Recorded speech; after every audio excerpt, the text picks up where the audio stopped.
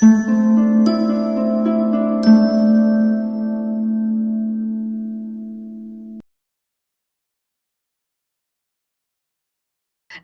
बातें दिल की में आप सबका एक बार फिर से स्वागत है। मैं हूँ ऋचा अनिरुद्ध। एक बहुत ही खूबसूरत सीरीज का ये सफर हमारा चल रहा है स्लीववेल फाउंडेशन और संजीवनी सोसाइटी फॉर मेंटल हेल्थ के साथ, जिसमें हम अपनी इमोशनल वेलनेस, अपनी मेंटल हेल्थ के से जुड़े बहुत सारे पहलुओं पर चर्चा कर रहे हैं। पिछले हफ्ते हमने बात की थी एडिक्शन की, नशे की, और आज हम बात करेंगे डिप्रेशन की। क्या फर्क है डिप्रेशन में और सैडनेस में? कैसे हम डिप्रेशन से बच सकते हैं, और अगर हमें डिप्रेशन हो गया है तो कैसे हम उसका इलाज करा सकते हैं?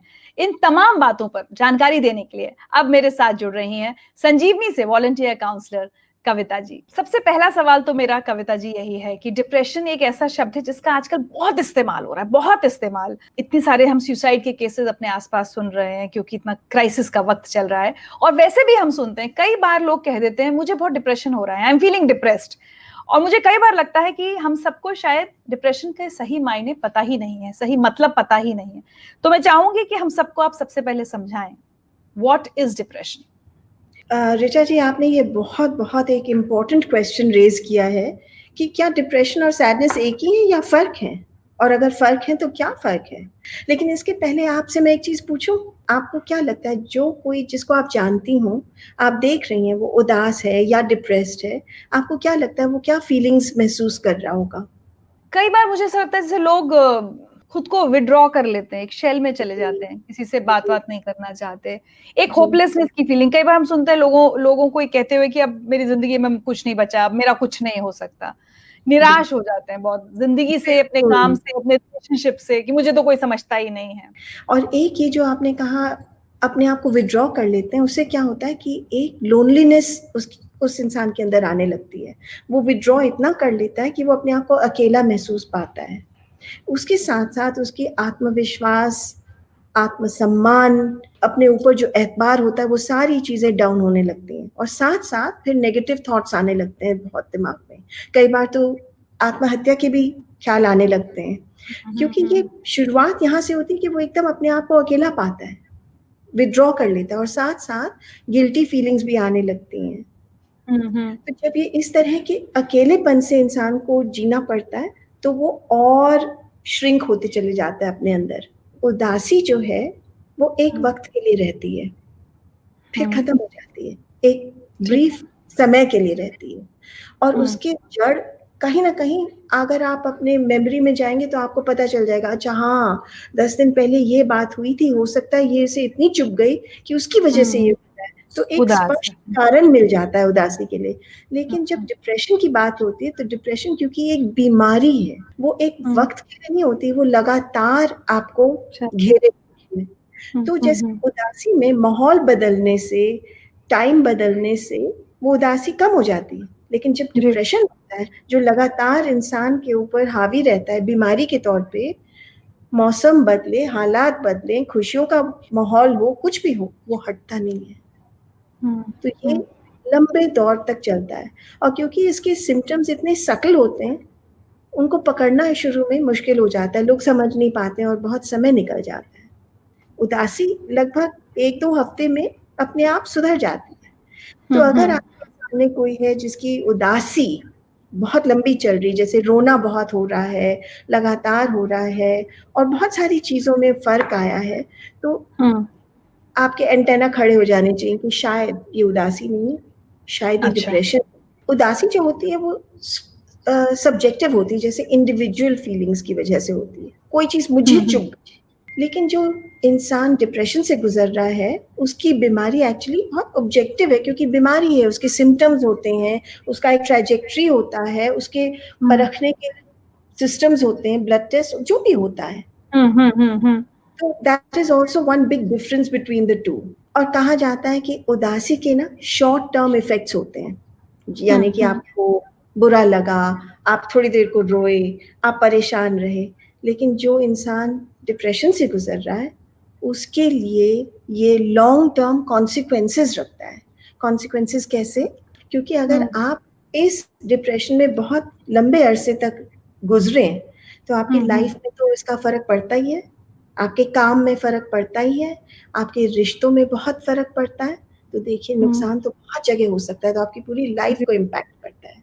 और जी। खास करके क्योंकि ये एक बीमारी है, ये समझना बहुत ज़रूरी है। तो सैडनेस और डिप्रेशन में सबसे बड़ा फ़र्क यही है कि सैडनेस कम समय के लिए होती है, डिप्रेशन ज़्यादा समय या हमेशा चल सकता है अगर उसका इलाज ना हो। बिहेवियर दोनों में बिल्कुल सेम होता है या कुछ और फ़र्क भी हैं दोनों के?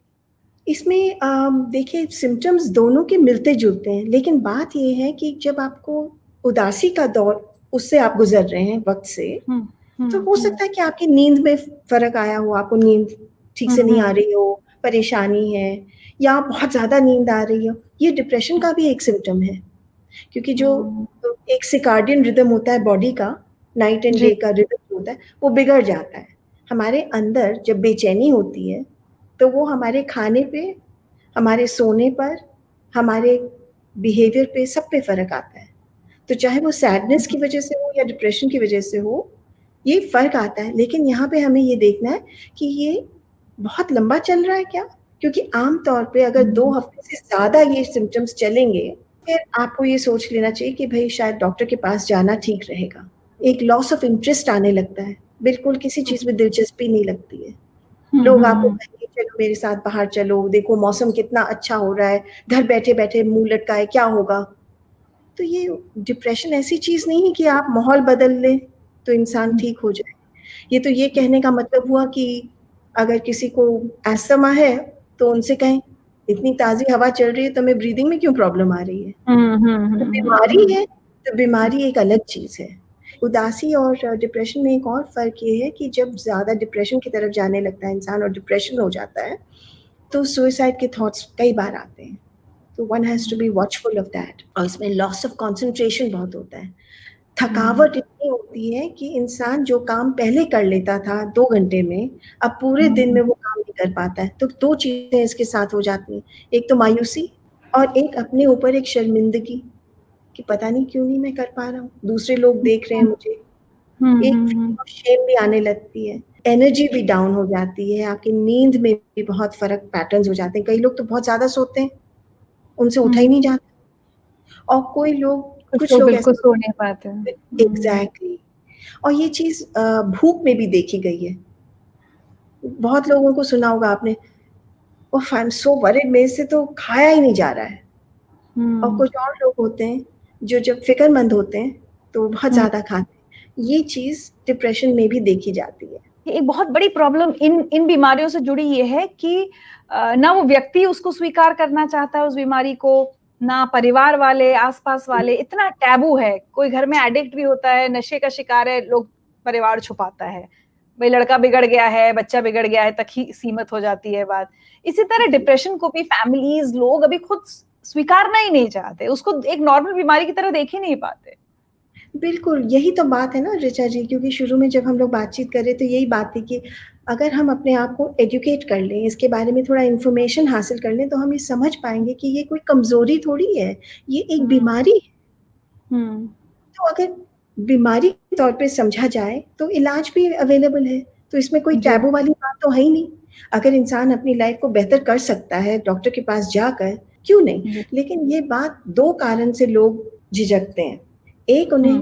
ये लगता है कि लोग क्या कहेंगे लोग क्या कहेंगे? ये मानसिक बीमारी जो होती है लोगों को समझ में नहीं आती है और depression actually is one of the biggest factors of mental illness in our country. आने वाले टाइम में शायद डिप्रेशन सबसे बड़ा पैंडेमिक बन के दिखाएगा और क्योंकि लोग इस पे पर्दा डाल देते हैं, तो कितना नुकसान छुपाते हैं। होता है, कितना वक़्त च निकल जाता है और दूसरी बात, एक ये शर्मिंदगी की वजह से और दूसरा लैक ऑफ एजुकेशन की वजह से। उन्हें खुद ही नहीं लैक पता ऑफ क्या करना सेंसिटिविटी भी हाँ, वो समझ में ही नहीं आता शायद अवेयरनेस नहीं है उसको है। लेकर। सेंसिटिविटी उल्टी तरफ हो जाता है कि लोग हमारे बारे में क्या कहेंगे?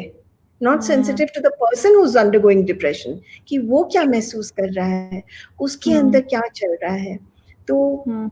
ये सिम्पटम्स अगर 2 हफ्ते से ज़्यादा, हुँ। बहुत ज़्यादा रोना, खाने में फ़र्क आ जाना, नींद में फ़र्क आ जाना, downward thinking, negative thinking, suicidal thoughts, hmm. Loss of interest, बेचैनी रहना या बिल्कुल एनर्जी नहीं रहना, हुँ, हुँ, ये हुँ। सारी चीज़ें परख कर डॉक्टर बता सकते हैं कि क्या है और क्या ज़रूरी हुआ? नहीं कि कि सारे के सारे सिम्पटम्स हो तभी जाके ये डायग्नोसिस हो सकता है आपके 3 या 4 सिम्पटम्स हो इनमें से। जी, जी, जी। लेकिन अच्छी बात ये है कि अगर ये बीमारी समझी जाए तो बीमारी का इलाज भी हो सकता है। किसको हो सकता है डिप्रेशन? डिप्रेशन क्योंकि ऋचा जी बीमारी है ना, बीमारी देखती नहीं है, अंधी होती है, वो इट डज़न्ट सी कि किसको पकड़े, चाहे वो बच्चा हो, चाहे बूढ़ा हो, चाहे नौजवान हो, एजुकेटेड हो या नॉट, रिच हो या पुअर हो, बीमारी तो बीमारी है। तो बीमारी ये नहीं देखती है कि आदमी है या औरत है, बच्चा है या बूढ़ा है, किस क्लास से बिलॉन्ग करता है, ये हर किसी को भी हो सकता है। और पहले ये माना जाता था कि बच्चों को नहीं हो सकता है, लेकिन आज क्योंकि काफ़ी स्टडीज़ हो रही हैं, ये पता भी चल रहा है as young as 10 year olds are also becoming depression के शिकार, और ये बढ़ते चला जा रहा है। और ओल्ड एज में तो देखा ही है, ओल्डर पीपल, एल्डरली पीपल में डिप्रेशन बहुत तेज़ी से बढ़ता चला जा रहा है। मतलब बच्चों को भी हो सकता है और बुजुर्गों को भी हो सकता है। जी, तो बिल्कुल। हम ये सोचे कि सिर्फ जवान लोगों को अपनी नौकरी के स्ट्रेस या इसकी वजह से हो रहा हो, ऐसा नहीं है। कई बार मन में ये बात आती है कि होता क्यों है, और इसको होता है, इसको नहीं होता है। 2 बहनें हैं एक फैमिली में, वही हादसा दोनों ने फेस किया हो, वही ट्रॉमा, तो एक को डिप्रेशन की तरफ बीमारी लेके चली गई, दूसरी को इतना कोई खास भारी असर नहीं पड़ा, ये ऐसा क्यों होता है? तो इसके 2 मोटे-मोटे 2 कारण माने जाते हैं। एक तो जैसे साइकोलॉजिकल, जैसे कि कोई ट्रॉमा हुआ है, उसका असर हम पर इस वक़्त ऐसा हुआ है कि हमारी लाइफ हिल गई है। तो we are not able to manage our lives, the stressor has been so much. तो यहाँ पर अगर साइकियाट्रिस्ट के पास जाएँ, तो हमें कुछ अरसे तक दवाइयाँ दी जाएँगी, and when we come back to our normal way of functioning, तो that depressive episode is over. लेकिन दूसरा जो बहुत गंभीर तरह का जो डिप्रेशन होता है, वो उसका प्रीडिस्पोज़िशन आपके जेनेटिक मेकअप में होता है। यानी कि आप पैदाइशी आपके शारीरिक फॉर्म में, मानसिक फॉर्म पे आपके जीन्स में है। तो अगर कोई ऐसा स्ट्रेसर लाइफ में आया और आपका प्रीडिस्पोज़िशन है डिप्रेशन की तरफ, तो दोनों जब मिल जाते हैं तो आप डिप्रेशन का शिकार बन जाते हैं। तो उसमें क्या होता है, ब्रेन में जो केमिकल्स होते हैं उनमें ड्रॉप हो जाता है। साइकियाट्रिस्ट ये बेहतर एक्सप्लेन कर पाएँगे, जैसे डोपामाइन है, सेरोटोनिन है, ये सब जो हार्मोन्स के नाम हम लोग सुनते हैं, इनमें जब ड्रॉप होता है तो हम अपनी लाइफ में नॉर्मल चीज़ें नहीं कर पाते, वही सिम्पटम्स आने लगते हैं, and that brings our life to a standstill. तो जब ये हालात होते हैं तो हम क्या कर सकते हैं? यहाँ पे बिल्कुल एक चीज़ कर सकते हैं कि अगर हमें लगे कि ये हमारे घर के इलाज से फ़र्क है, भई हम इसको नहीं मैनेज कर सकते, 2-4 हफ्ते निकल गए हैं, कोई चेंज नहीं आया, अभी भी ये सब हो रहा है, तो हम डेफ़िनेटली साइकियाट्रिस्ट के पास ज़रूर जाएँ। कि अगर डिप्रेशन एक बीमारी है, इलाज क्या है इस बीमारी का? तो अगर आप साइकियाट्रिस्ट के पास जाएँगे तो वो परखेंगे, उन्हें अपने तरीके आते हैं ये सिम्पटम्स को परखने के लिए और समझने के लिए कि क्या है, और बहुत फ़ायदेमंद दवाइयाँ होती हैं, डिपेंडिंग कि आपको किस मात्रा में वो दवाइयाँ चाहिए, वो डॉक्टर परख के आपको बता सकते हैं। कितने लंबे अरसे तक लेना है वो भी वही बताएँगे।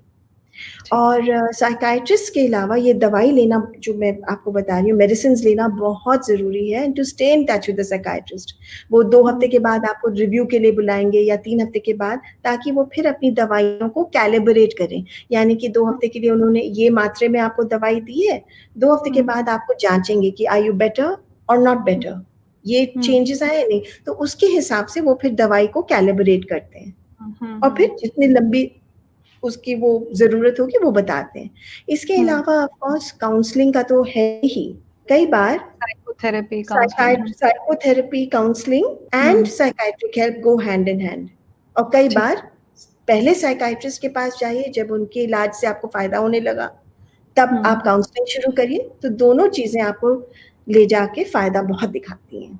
क्योंकि ये हमें याद रखना चाहिए that this is an illness, it's not a weakness.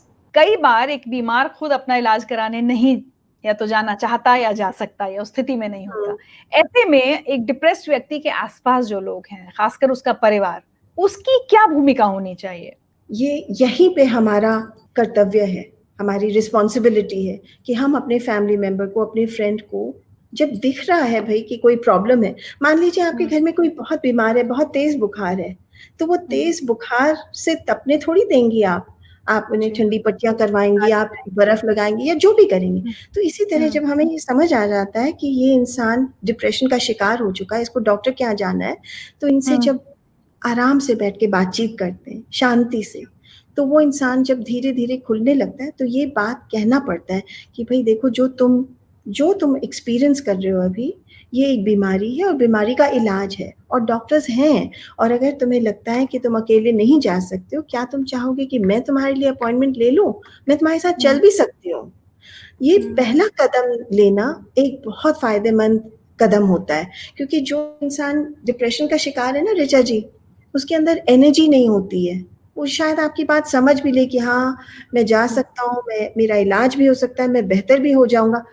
लेकिन वो पहला कदम लेने के लिए अंदर से एक मायूसी भी होती है और एक एनर्जी नहीं होती है। थकावट, बेहद थकावट होती है, शारीरिक फ़ॉर्म से भी थकावट होती है। तो वो पहला कदम लेने के लिए यहाँ से तो उसे लगेगा कि yes I want to but he is not able to. तो अगर आप ये ऑफ़र करें कि मैं आपके लिए रेफरल ले लूँ, मैं अपॉइंटमेंट ले दूँ और मैं आपके साथ चलूँगी, आपको फ़िक्र करने की बात नहीं है, सिर्फ़ डॉक्टर से सलाह तो करनी है।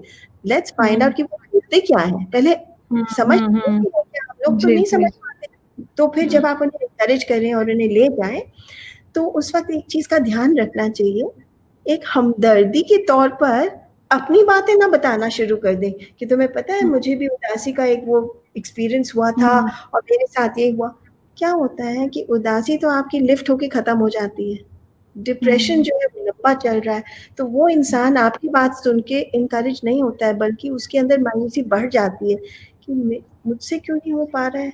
आप उसकी बात ज़्यादा सुनें, समझें और जैसे-जैसे आप उनके साथ हमदर्दी दिखाकर, कंपैशन दिखा के, काइंडनेस दिखा के उनके साथ आगे बढ़ें, तो कई बार ये भी होता है कि अगर उस इंसान के अंदर खुदकुशी का ख़्याल भी आया हो, वो आपको बता देगा। और जी। ये बहुत इम्पोर्टेंट स्टेप है क्योंकि जो इंसान खुदकुशी के बारे में सोच रहा है, वो वाक़ई में कोई फ़िज़ूल की बात नहीं कर रहा है। ये ख़्याल आया है और डिप्रेशन में अक्सर आता है। तो आपका हेल्प उसकी तरफ ये होगा कि सुनना, उसको एक डॉक्टर के पास ले जाना, उसको उसके साथ इस तरह से बिहेव करना कि भई तुम ठीक हो जाओगे क्योंकि इलाज है। जब डॉक्टर्स दवाई देते हैं, तो अक्सर फैमिली मेंबर्स के दिमाग में और पेशेंट के दिमाग में जिसको डिप्रेशन हो रहा है, ये फ़िक्र पैदा हो जाती है कि अरे! मुझे दवाइयाँ लेनी है, will I get dependent on them? ये किसी तरह का एडिक्शन तो नहीं हो जाए? और दूसरी बात चिंता ये होती है, इसके तो साइड इफ़ेक्ट्स होंगे, मोटापा हो सकता है, कुछ और हो सकता है, भई मुझे तो डर लग रहा है, I don't want to take it. तो यहाँ पे ये कहना ज़रूरी है, ये इन्फॉर्मेशन देना ज़रूरी है, दवाइयों का काम ये है आपको बेहतर करना। चाहे वो साइकियाट्रिक दवाई हो, चाहे वो एलोपैथिक दूसरी दवाइयाँ हों, कुछ साइड इफ़ेक्ट्स दवाइयों का हो सकता है, लेकिन वो साइड इफ़ेक्ट्स बहुत छोटा होता है कंपेयर्ड टू द बेनिफिट। और जहाँ तक एडिक्शन का सवाल है, कई बार मुझसे भी लोग ये पूछते हैं, if I get on to these medicines, anti anxiety medicines, antidepressants, तो मुझे इसकी आदत हो जाएगी, आदत। मुझे इससे बहुत डर लगता है। जी, तो ऐसा नहीं है। ये दवाइयाँ नमक का काम करते हैं, जहाँ जहाँ पे नमक की कमी होती है, वो नमक बराबर करने की बात होती है। तो हमारे ब्रेन में जो केमिकल्स की ड्रॉप हो जाता है, केमिकल्स की कमी हो जाती है, वो पूरा करने की कोशिश होती है इन दवाइयों के ज़रिए। तो it is not a matter of getting addicted to them, इनका फ़ायदा ज़रूर होता है और जितना हम डिले करेंगे इलाज लेने में, उतनी लंबी हमारी बीमारी चलती चली जाएगी। कोई भी बीमारी अनअटेंडेड रहेगी तो नेचुरली वो बढ़ेगी। और यहाँ पे केयर गिवर्स का भी एक छोटा-सा सवाल आता है कि जो देखभाल करते हैं लोग, वो सिर्फ़ देखभाल करने में लगे रहते हैं। वो खुद अपनी तरफ देखना भूल जाते हैं और एक वक़्त आता है जब वो थकावट की वजह से ब्रेकडाउन उनका भी होने लगता है। तो जब आपके घर में कोई इस तरह का व्यक्ति हो जो डिप्रेशन का शिकार हो, जिसकी देख-रेख आप कर रहे हो, तो आप अपना भी ध्यान रखें। जितना ध्यान आप अपना रख सकते हैं और अपने आप को स्वस्थ रख सकते हैं, चाहे जो भी आप करें अपने आप को स्वस्थ रखने के लिए, उतना ही लंबा आप दूसरे इंसान को मदद दे पाएँगे। प्लेन में भी कहते हैं ना कि ऑक्सीजन की कमी होने के कारण मास्क ऊपर से उतरेंगे, आप सबसे पहले अपने आप चेहरे पहले पे अपना मास्क देखें। लगाइए, जी। तब दूसरों को हेल्प करिए।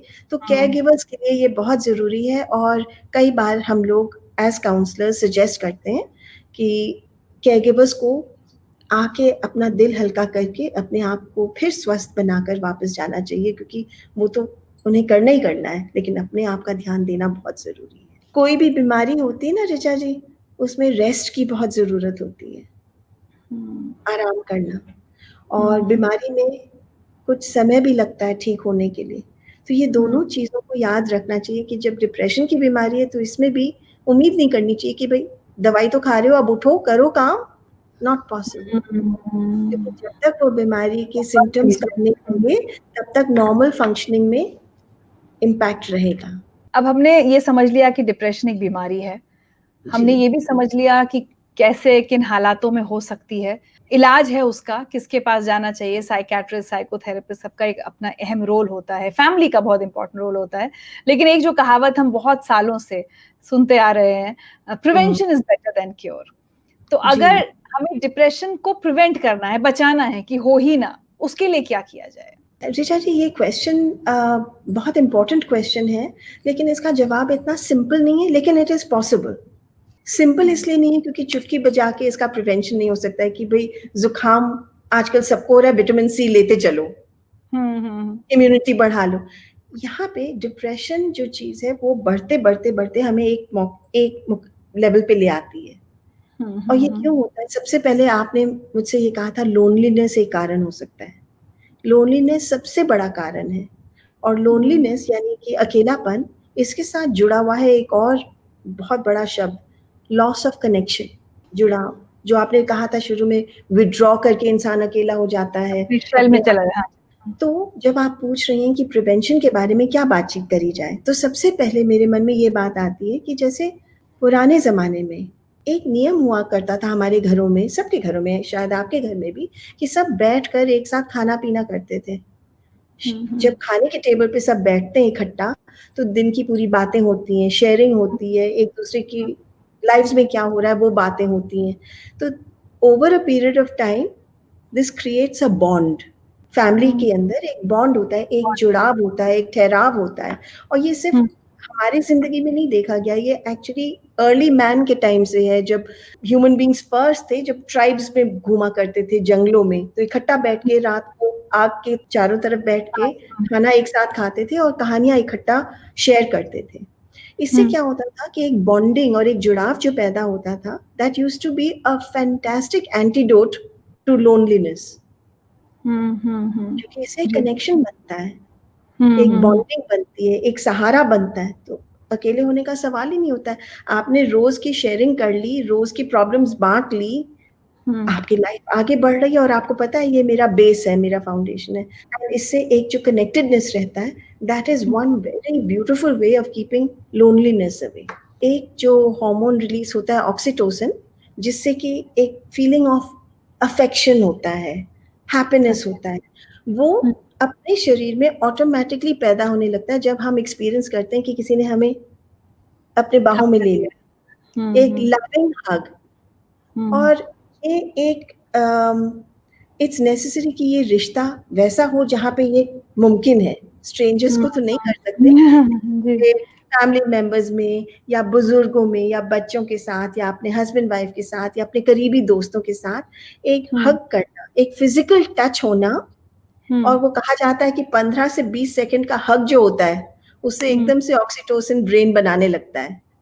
और ये जो हार्मोन होता है, ये आपको एक अंदर से अच्छा महसूस करता है। आप सोचिए, the last time you hugged somebody you love, कैसी फीलिंग रही? आप स्माइल कर रही हैं तो ऑटोमेटिक याद आ गई है।